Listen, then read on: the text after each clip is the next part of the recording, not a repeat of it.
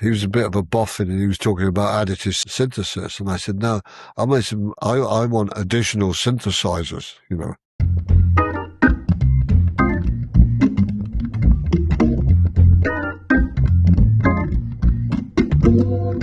Hello and welcome to the Keyboard Chronicles, a podcast for keyboard players. I'm your host, David Holloway, and I'm pumped to be here with you. Also pumped to be with Mr. Paul Bindig. How are you, sir? Oh, I'm equally pumped. I'm excited to be here. Yeah, look, and we've just had a great chat with Mr. Geoff Downes.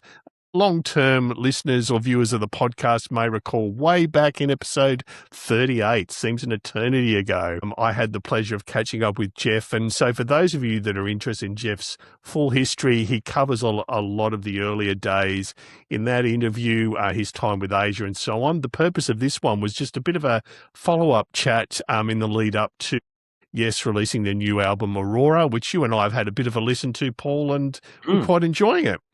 Yeah, the title track is really cool, and it just shows off Geoff's songwriting and orchestral keyboard layering capability to great effect. Yeah, so we definitely talked to him in some depth about the album, but also his approach to playing and his keyboard rig, which apparently still is around 10 plus keyboards. And we do get some viewer questions answered. And so, yeah, I'll let you jump in and listen, and we'll talk to you at the end of the show. Geoff, it's an absolute honour and pleasure to have you back on the show, sir. How are you? Very good, thanks. How are you? So we're a few miles apart, but I'm sure it'll be fine. Yeah, look, I know you've been across those miles a few times, so no, I'm really excited to have you back and talk about the new album. So around the last time we spoke, The Quest had just been released or was about to be released, and now you have Aurora releasing in just a few weeks. I just want to start off, how did the creative and recording process for this upcoming album differ from the recent albums? Well, it's fairly similar, but a bit more refined now. I think that a lot of the the preparation for the album is done with a lot of interaction with file changing and that kind of thing, exchanging ideas that way. Rather than it being the old-fashioned way of everyone getting their heads down in the studio and bashing away and seeing what comes out. It's a bit more refined, the process, in terms of being able to, exchange these ideas. And I think the main thing was that Steve was very much an integral part of being the producer. So a lot of the ideas are funneled through him. And that's really how we do it. But there's still, collaborations in the studio between either Steve and myself or Steve and Billy or me and Billy or whatever, we just work through it and see what happens, really. That's the main thing. And speaking of the writing process, Geoff, over the last decade, you've brought some fantastic compositional ideas to Yes. On this upcoming album, but which tracks can we look forward to on Aurora that maybe have your signature on them the most, would you say? Well, I think that, I'm pretty much all over it in terms of, the keyboard parts. I think maybe the keyboard profile's a bit higher possibly on this album. I don't know if we didn't discuss the last album, Mirror to the Sky, but this is, I think Aurora is part of a trilogy of 3 albums that, we've worked on certainly over the last 5 years. And, I think the process has got, as I say, quite refined. I think we've managed to, this band has been together the longest version of Yes in history. So I think we've got a good understanding between the 5 of us how we want to move it forward. And as I say, having Steve in the sort of central role has been very, very good for us because, if anyone knows what Yes should sound like, Steve's the man, really, because he's been obviously the longest and, he's seen all the different factions of Yes throughout the years. Yeah, he's that red thread through the whole thing, which of course keeps that centre. Look, speaking of your compositional approach, and you were saying these days it's quite elegant, sharing files and ideas. Listening to the title track, which has been released, Aurora, it starts with that beautiful piano and then moves into that orchestration. Is that a song that kind of started with that because that's the way the song starts, or is that the way the process works, or was it less linear? Was it still bouncing ideas backwards and forwards? I think it started. One of the ideas for Aurora was a track that Jon and I were working on. But, the way these tracks come together is a lot of experimentation. I don't think we've got, someone doesn't come along and say, right, here we are, this is the song and this is what we're going to do. They take on whole new meanings and new ideas get thrown into the pot, and then we kind of work through, how we extend that into being a full-grown piece. And I think that, if you're looking at probably the deeper tracks on the album, when you look at this track like Counter Movement, for instance, which is a long piece, that's got, everyone's input in various factions. And so it's very much a case of us working together to put something, original into the equation. I think that's what we want to do, Yeah. And Geoff, I mean, Steve Howe's spoken a number of times about how highly he rates the band's collaborative spirit over these last few albums. So are there particular parts of the Aurora album where that collaboration really shines through for you? Yeah, I think, really across all the tracks. I mean, as I say, Counter Movement is one that really stands out as being a full collaboration between all of us. And, I think that's probably one of the reasons why it's a long track, because it has to kind of incorporate everyone's ideas and it's made up of various sections. So that one, I think, is particularly indicative of the collaboration of the 5 members of the band. But as I say, everyone is batting in the same direction, and I think that we try and make sure that everyone's featured in all of the songs at some point, rather than it being, this is my song and that's the way it should be. It's very open, I think we keep an open mind on a lot of the stuff. You mentioned before, Geoff, that this is the longest version of Yes in its entire history, which is something to be proud of. But also, my understanding is you're also the longest serving keyboard player in the band now as well. That's your title that you hold. And so, as a result of that, I'm really interested in how your philosophy in compositionally, but also in interpreting some of the more classic songs has evolved over the time you've been in the band. Well, yeah, I think that it's always in the back of my mind that Yes has got such an amazing history, and particularly, in terms of keyboard players, they're starting with Tony and then into Rick and Patrick. I think that even Igor, our friendly Russian chap, I think they've all made a contribution, and so from my standpoint, I try and pay due respects to all of those contributions that the keyboard players have done. And I think that it's quite a sort of musical challenge in a way, because you're talking about people with a lot of different styles. I mean, my style is very different from, say, Tony or Rick. I think that, Rick's style was much more virtuoso but, my whole thing is, and of course, going back to Tony, his heavy Hammond playing, all of that, I sort of taken on board. And so the keyboard parts that I use, certainly on these last 3 albums, I've tried to encapsulate some of those great sounds that they use, like mellotrons and Hammond organ, acoustic piano. I think they're very important to the actual essence of Yes's music, and so I'm always conscious of that, of keeping that in mind, that I don't depart too much and just say, well, I've got this great sound and that's all I'm going to do on there. I think that the actual core stuff that I work on is very much oriented around the classic instruments that the previous keyboard players used, as I said, such as acoustic piano, electric piano, mellotron, mini Moog, all those kind of elements I think are very important to Yes's music. Agree totally. No, great point. And I mean, your live sets, Geoff, are famous for sort of these really epic, sprawling structures. And so, I mean, you're essentially a key part of the orchestra of the band. So what's currently the most mentally demanding 10 or 15 minutes of a live set when you play for you to pull off night after night? That's a tricky question. I hope I do pull it off every night. I think, the technology has given me a lot of support. As you know, I'm very much into technology. Even going back way to the Buggles stuff. So, I was very fascinated, as was Trevor. I think that we both had a sort of meeting of minds there, that both of us were very interested in furthering music through technology as much as, performance. And, being a performer is one thing, but also being able to encapsulate that technology is a completely different ball game. So I try and steer a fine line between, using experimental stuff, but at the same time, as I say, retaining that sort of yes sound. But, to do it live, it is a challenge, because I try and not just emulate their the stuff in the past, but try to add my own stamp on it to some degree. And as I say, technology is a great help, because a lot of the virtual synths that I use are really emulations of those great instruments as well.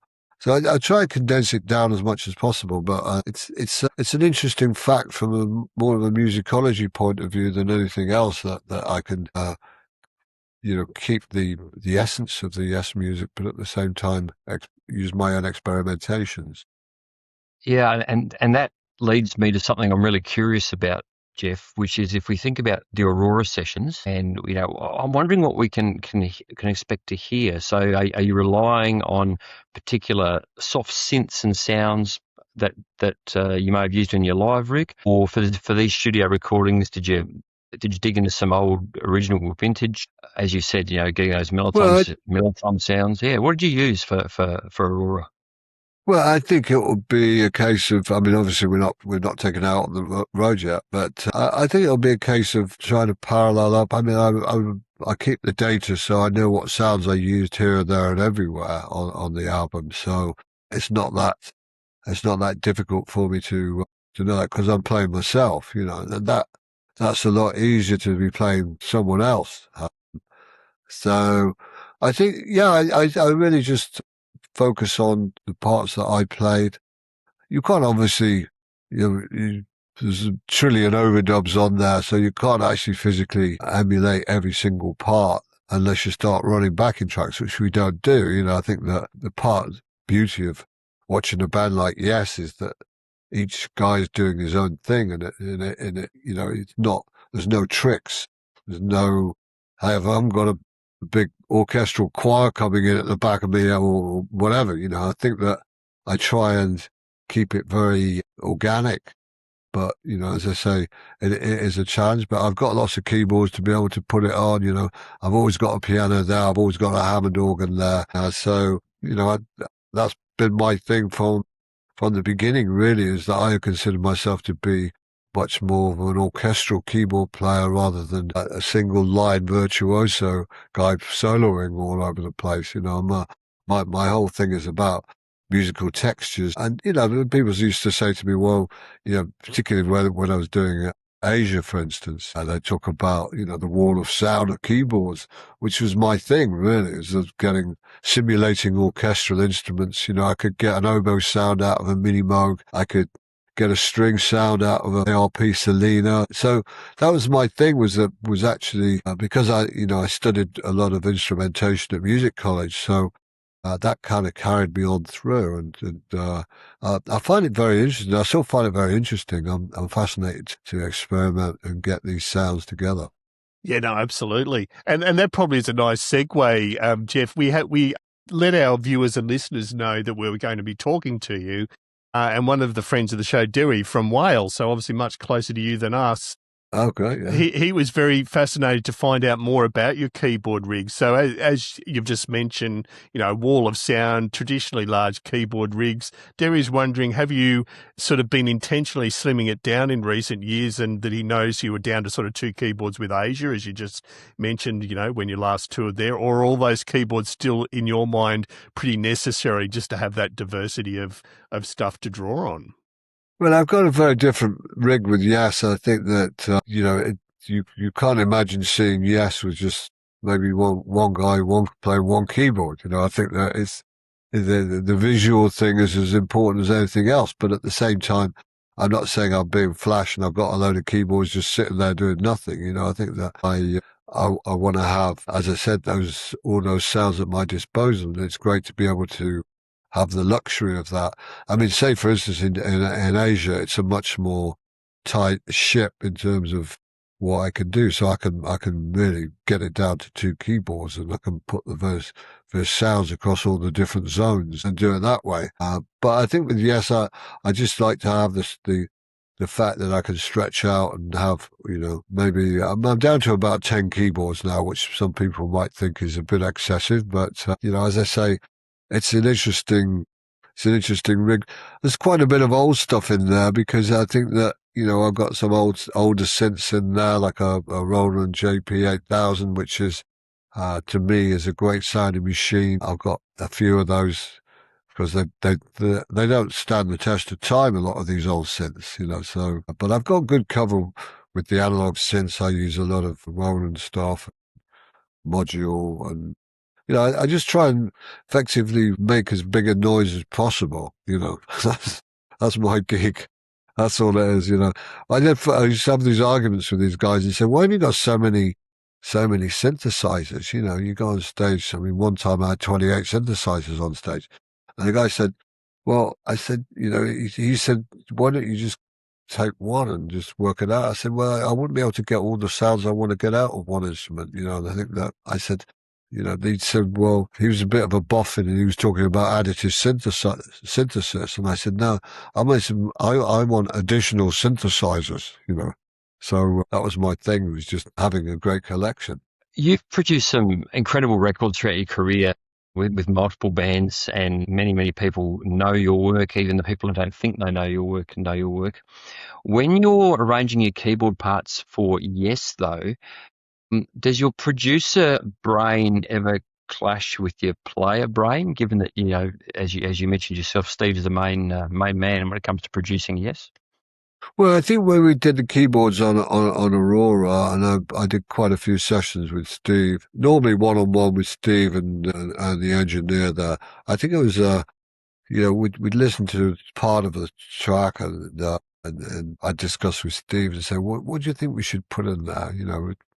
So should we try a bit of electric piano, or should we go for something completely different? Should we try and get some sound that's never been heard before? So, as I say, obviously there's solo elements in there. There's this stuff between Steve and I where we're sort of dueling guitar and keyboards. I think that's a very important part of Yes's music, is that, that you've got that interaction between guitar and keyboards. And I think that's one of the reasons why Steve and I get on so well, because, I've been working with Steve for 46 years since the Drama album. So, we've collaborated on many things, not just Asia, but, all the recent Yes material, even stuff on our various solo albums and things like that. So, there's a kind of understanding between Steve and I that, I try not to get in his way and he tries to not get in my way. And I think that, we've got a great understanding there that sometimes you can, they're 2 elements, they're frontline instruments, they're the main musical stuff. I mean, obviously you've got the rhythm section, which is, the Yes rhythm section is historic and laying that ground stuff. But, the actual musical textures and all of that comes really from the guitar and keyboards, and to some degree the vocal, backing vocals. So it's a case of really Steve and I sitting down together and saying, look, what would work on this section? What should we do here? And we say, well, maybe let's try a bit of Hammond on that, for instance. So we'll spark up my Hammond organ and we'll experiment. Sometimes it doesn't always work out. Somebody says, no, it's not really... it's not really sitting that well. Let's try something else.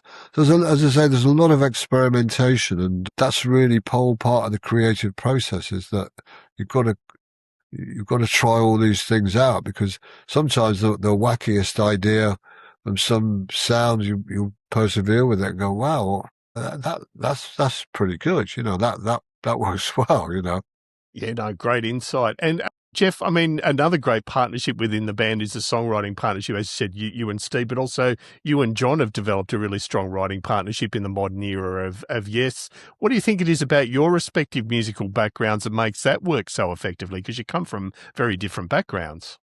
Yeah, well, I think that's part of the charm of it. I mean, if you look at Yes, we all come from really quite different backgrounds, and I think that that's one of the beauties of the way that we do collaborate. And certainly, you know, working with Jon has really opened my eyes to a lot of things because, you know, he's a sort of Californian boy, albeit schooled in progressive music. You know, there's always that. The Americans feel is very different from, say, the Western British feel, where our rhythm is much more straight. You know, we deal with straight things. There's much more syncopation with American music, you know, American jazz and stuff like that has got, you know, the British players are not really schooled in blues. You know, we're not a blues based nation. I mean, there are some great British blues players, but it's not native to our style of music. So we're much more four square, you know, our style of music. So in a writing context, working with someone like Jon, if you can make those two elements work well together and, you know, you have that transatlantic collaboration, if you can make it work really well, then I think it's a joy to listen to for a lot of people because it creates a unique sound. I think in the same way that Yes did with Trevor Rabin and on the 90125 album and beyond. I think that Trevor Rabin was much more of not a heavy metal player, but a more kind of modern type of guitarist. And I think combined with, you know, Chris Squire and Alan White's very British rhythm section, I think that was another great combination. And I think that's what Yes has been about all along. It's experimentation of styles. I mean, for instance, if you go back to the Relayer album that Patrick did, you know, he brought in a very, very jazzy, this flourishing stuff that, you know, Yes had not really experienced before. So I think that it's always a developing thing. You know, Yes music is something that has developed all over the years. It's gone through various influences that have been as a result of the musicians who've been through the doors of Yes over the years. And so it's a great band, and I just thoroughly enjoy my continuation with them, that, you know, we can get on and we can do new stuff. Geoff, David and I, and David will correct me here, I think, but we've had the pleasure and privilege of interviewing something like 180 plus at the time of recording and notable keyboard players, and particularly amongst the more modern prog players, you often come up as an influence. And one of the things that people often say about you is they love the way that you really serve the song. And you talked about it before. Your style is not so much virtuosic, but more orchestral, building layers and that sort of thing. I'm curious, where does that come from? Where in your musical background does that approach come from? And has it always been a natural thing for you to approach a song that way? Yeah, I think it comes from my historic background. I was in church choirs. My dad was a church organist. So there was quite a discipline there to respect the song, if you like, you know. And I think that, you know, I grew up singing anthems, and I think a lot of that is shown to be in, you know, particularly Asia, with the big anthemic choruses and that kind of stuff, because Jon Wett and myself had very similar ideas in that department. But I think my main thing has been that it's a respect for other instruments, whether it be a vocal or it be even the rhythm section. You know, I don't like to sort of tread on people. So in some ways, if I could create this almost like a backdrop of sound, that's one of the things that really interests me, and something that I've always been, always been drawn to. And so that does parallel up into the writing side of things. I think that you're automatically drawn to respecting the song. And in some ways, I think that was drilled home to me when I was writing TV jingles when I first moved to London from when I graduated from music college and I first moved to London. I think writing jingles really gave me an insight into condensing the ideas, because you had to be subordinate to the product that you were selling. You can't have a huge orchestration behind when you're trying to sell nappies or something like that. So there's you really have to pay not second fiddle to the thing that you're selling, but I think you've got to try and enhance that. I suppose in the same way that film composers work, is that they can't be overpowering to the actual waters on the film. That is the central point of watching the actor perform his leading role, as it were. You can't have obliterated by a load of timpani or something like that, blasting over his lines. So there's a balance between creating music that's not, as I said before, not subordinate to the vocal line, but that actually tries to enhance it and has its own space. Yeah, perfectly put. And Geoff, I do need to ask, with Aurora about to drop, and I'm assuming a whole new cycle of touring coming up, how do you keep the touring life fresh for yourself? As you know, it's a thing of stamina doing a longer tour. How do you keep that doable for you and fresh when you go back out on the road? Well, I think there's a lot of preparation. Certainly with Aurora, I mean, you can't go out and do your whole of your latest album. I mean, a band like Yes, people wouldn't know where to start, because it's unfamiliar territory to a lot of people, and also there are a lot of passing fans that come through that probably haven't even got the album. So you have to keep the balance of introducing new material, which I think that the fans really appreciate. Certainly the diehard fans appreciate the fact that you're not just sitting back and playing, Roundabout, Starship Trooper, and that's it. I think that we try and add some deeper cuts, some historical deeper cuts from Yes, and also add probably a couple of tracks from Aurora, maybe one from the last album, one from the previous album. We still do stuff from Drama, obviously, that I was involved in. So it's a balance, really. You have to keep the fans satiated by playing some of the great Yes music, which is great fun for me, because I love to play all of the old stuff like Close to the Edge or And You and I, and that's a real challenge.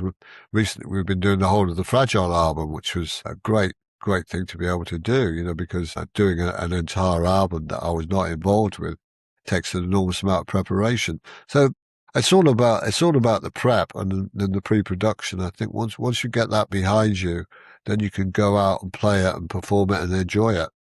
Thank you, Geoff. We're getting towards the end of our time, and thank you for being so generous with yours. But we have a second viewer question from one of our great supporters of our show, Tammy. And Tammy wants to know, who is an artist, either alive or dead, that you wish you could collaborate with that you haven't been able to?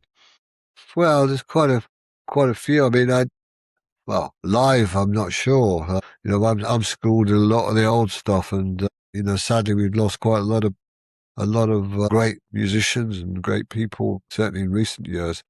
But I just often thought about this, and I think that I'd really like to get together with someone like Sting. I think because he's just such a great writer. Or also, I'd like to be able to work with the two guys from ABBA, because I'm a huge admirer of their composition, and certainly the keyboard player Benny Andersson. Because people don't say much about Benny Andersson. They'll turn around and say, "Well, yeah, he's the keyboard player in ABBA, or he's a songwriter in ABBA." But Benny Andersson was very similar in a way to how I approach the keyboards in terms of this orchestral approach. And if you listen to a lot of the ABBA stuff, it's very, very deep and very intense, with a lot of counterparts coming in. He's got some beautiful lines that come in, which, as I say, people don't necessarily, they like it, but they don't realize the depth of composition that's gone into that. And of course they're hearing and they're thinking Dancing Queen and all the rest of it, which is great. You know, they're hearing the lead vocals, but underneath all of that, there's a very, very clever, subtle musical foundation that particularly Benny and Bjorn Ulvaeus were very conscious of. So, you know, that would be one of the great collaborations I'd like to get involved with. Whether it happens or not, I don't know, but there you go. No, great picks. No, thanks, Geoff. Amazing picks. And so our last question, Geoff, and it's a super general one, is you've hopefully got many, many more years left of creating great music. What impact do you want to leave the world with your music? You know, in hopefully 30 years' time when you retire, what impact do you want to leave the world? If I retire in 30 years' time, I'll be 105, which I doubt somehow. But yeah, I think that I hope that I've made people happy, and I hope people have enjoyed my music over the years, and I hope they keep playing it. And hopefully, I've got a few more albums and a few more years left in me to continue to do that. Yeah, and you certainly have made a lot of people happy with your music, Geoff, including these two people talking to you right now. And we can't thank you enough. I know it's an incredibly busy time, and we're super excited for the full Aurora album. And I know it's a big thing touring this far down, but we still dream of seeing Yes Down Under again at some stage. But I hope so. That's a big ask. Yeah. Yeah. I think that they do talk about it from time to time, so hopefully we'll get it through. No, cannot thank you enough for your time, Geoff. It's been absolutely amazing. Thank you.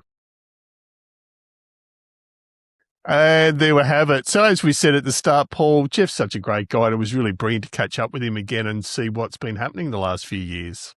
Yeah, it really was. And something I didn't want to give away in the intro, but his thoughts on ABBA 100% mirror mine. Yeah. I always say that. There's so much complexity to their music, particularly from a keyboard perspective, that people don't think about because it just sounds so cool and catchy and hooky and poppy.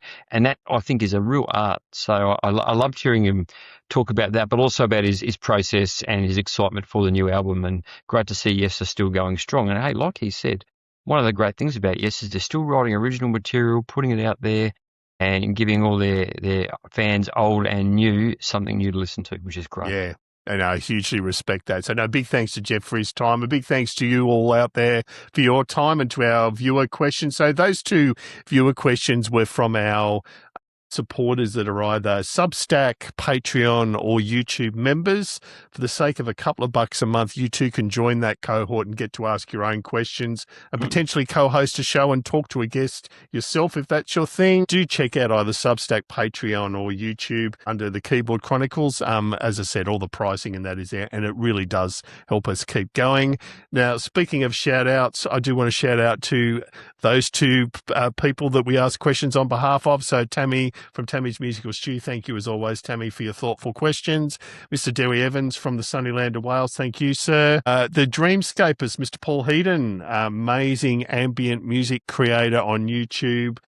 Paul, we discovered too late, only lived a matter of a few blocks from me. Disappointingly, he's gone elsewhere. Otherwise, it would have been nice to catch up with him face to face, and we probably will do that at some stage. Dave and the team at the musicplayer.com forums, and the Keyboard Corner in particular. And last but definitely not least, Mike Wilcox at Midnight Mastering. If you do have your own creations, he is the guy. So again, thank you all out there for your time. Paul, it's always a pleasure, mate, and we'll definitely be seeing you soon. We've got a few shows coming up. Yeah, we have. I'm excited, team, to be working with David. His band and my band are getting together soon, so that'll be great. We're gonna go over to Sydney, which is about an hour away from where David is, and significantly more than that for where I am. We're going to play a show together. It's going to be fun, and we might even do some rubbish content that no one's interested in while we're at the. I don't know. You never know. You know, we're the least interesting people in the world, but we could be really self-indulgent because this is our show, so we can do whatever. That's right. Exactly. Hey, David, before we sign off, I really would love to draw attention to this wonderful T-shirt that was sent to me by our friend Tammy, who David mentioned to us before, a great supporter of the show. This represents the band Punch Drunk Cabaret from Canada, and Go check them out. They're a pretty interesting band. The best way I could describe them is if rockabilly was first thought of as a musical concept around about the year 1985. That's what they sound like. So they've got a real sort of synth poppy sort of vibe that sort of blends in with the rockabilly vibe. And their keyboard player is Rob the Robot, and he's pretty cool. He's got some really great 80s sort of sensibility sounds and layers with his synths, does some percussion as well. So check him out, Punch Drunk Cabaret. Tammy, thanks for sending the shirt. And hey, if you want us to pimp your band on our show, we'll do it. We don't care. Yeah, get in touch. No, we love to do that. And I do have to say, it is very easy to get a band name and merch wrong, and it's very hard to get it right. And Punch Drunk Cabaret have got it right. I just think that is an amazing name, amazing merch. 10 out of 10. I reckon that's great. Yeah, nailed it. Love it. It's certainly There's many worse ones out there. Yeah. No, thank you all again for listening. We're excited to see you again in a week or so. And until then, keep on playing.